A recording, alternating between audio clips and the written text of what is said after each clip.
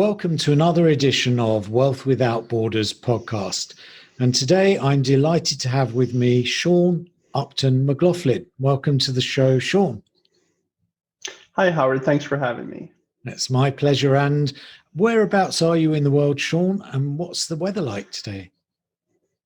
Well, I'm currently down here in Hong Kong, and thankfully the weather's been getting a little bit cooler, so we don't have to deal with the eternal summer. I know that feeling in Shanghai, very similar. So a bit of cool weather is welcome.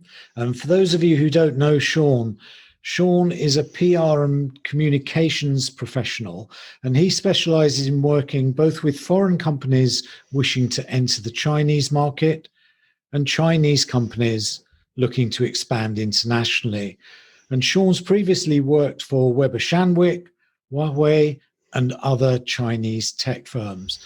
And the title of today's podcast is Through the Looking Glass. And I love that title, Experiences Working with Chinese Organizations. So, Sean, as you know, it's just 8 questions in 8 minutes. I'm going to set the stop clock.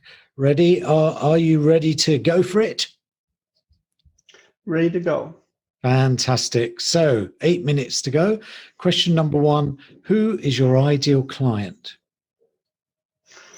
I would say my ideal client, whether it be a Western or Chinese firm, is one that is ready, has thought a good amount about going to either an overseas market or China, and is prepared for the time commitment and also the investment that is required to not only to adapt to different business environments, but also to cross cultural boundaries, which does take a lot of work and a lot of commitment. Absolutely. And 7 minutes, 26 remaining. Question number 2, what's the problem that you solve? The problem I solve, in addition to generally running and managing PR and communications programs, is I help to bridge the divide between the different cultures of different organizations.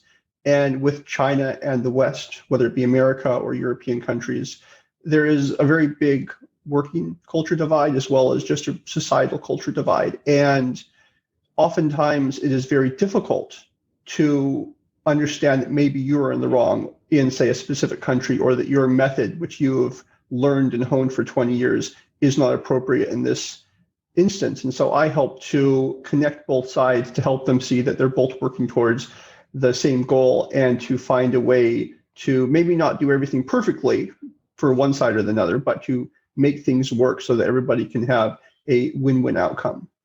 Fantastic. And I've heard that many times about how this divide exists. It's a great service. 6 minutes, 17 remaining. Question number 3, what are the typical symptoms that people experience who have this problem over cultural divides? Oftentimes, especially in the professional world, they are very experienced, they have many accomplishments, and they are often convinced that they are right. They will always be right, and that it's very hard for them to see past that hubris or experience, you could even say. And if you have rose-colored glasses on, as the Chinese say, you can't see the forest for the trees in many cases. Right, hence through the looking glass, I think. So 5 minutes, 33 remaining. Question number 4. What are the common mistakes that people make, apart from believing they're right, when they're trying to solve this problem themselves? They try and jump in too directly, to be honest. Whereas if you're, and I think it goes both ways, China to the West to China, it's very important to build up trust, camaraderie, to actually understand the way the other side is handling their business, their processes. Because if you don't understand what's going on, why it's going on, it's much more difficult to help them to maybe adjust it to maybe more suit the international market, or maybe more suit the Chinese market. And so taking that time, putting in the work is very important. Otherwise, you'll never actually know what's going on or why nobody is working with you or helping you. Right, understood. 4 minutes, 41 remaining. Question number 5, what's one valuable free action that people checking out the show can implement that will help them solve some of that problem? Well, I would say I've written several articles on management difficulties in China, which can be found through my website, thechinaculturecorner.com. Also, I would put myself forward as a resource. I'm very happy to answer questions via my LinkedIn account, via my Twitter account, for anybody who is interested in going into the Chinese market or potentially going to overseas markets as well. Oh, that's fantastic. Thank you so much for that, Sean. And we'll put the links into the podcast notes. Just 4 minutes remaining. Question number 6. What's one valuable free resource you can point to people to that will further help them with the problem? Further help with the problem.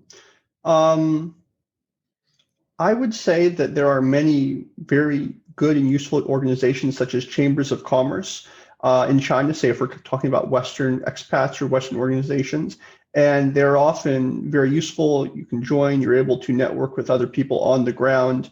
And that often is a very big problem, is that if you are unable to be on the ground in China, as an example, it's very hard to kind of make that cultural leap. And so starting off by being members of those organizations, whether actually through the organization or through, say, groups on LinkedIn or other places, that is a very good way to get your toes wet and to start hearing experiences from people who have been working in the Chinese market, in this example, for a number of years. Yeah, I'd like to endorse that. And to make that free, in fact, there are often non-member events one can attend initially just to check things out. Question number 7, 2 minutes 47 remaining. What concept or book or program or talk has been the most impactful in your experience, Sean? To be honest, the thing that has been most impactful to my own experience is not just being on the ground in China, but taking the time to speak and interact with, say, the Chinese people face to face, not simply talking to them at work and then going home to your own community. It's going to dinners with them, having toast of baijiu with them, talking with them in Chinese. Doesn't matter if you can speak well or just so. It's taking that time, putting in the effort, because that's why we say on the ground experience. There really is no substitute. You can read as many books as you want, but unless you have that experience yourself, there really is no substitute. Yeah, I'd agree with that. And just many of the people I know who have lived in China have spent years and years in that endeavor, because it's a complex, deep culture. 1 minute 43 remaining. Question number 8. What's the one question that I should have asked you that I didn't, that you feel would really give great value to people checking out the podcast? I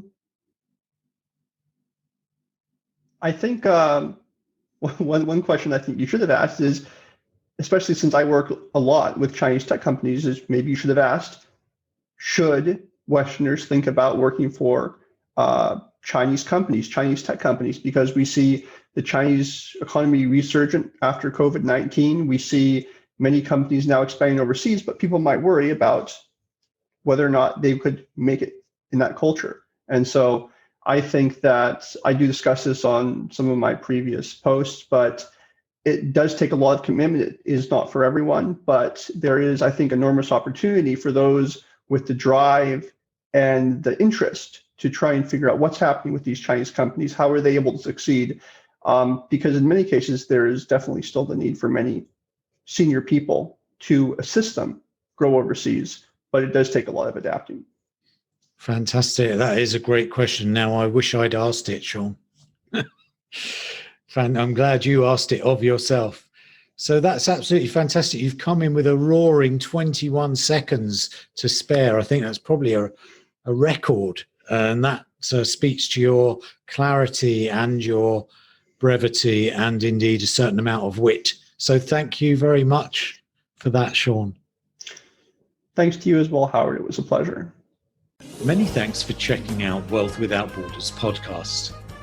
I'd love you to head over to iTunes, subscribe, and leave us a review. And if you'd be kind enough to do that, I would really appreciate it. And then if you want to know more about what I do, check out wealthwithoutborders.net.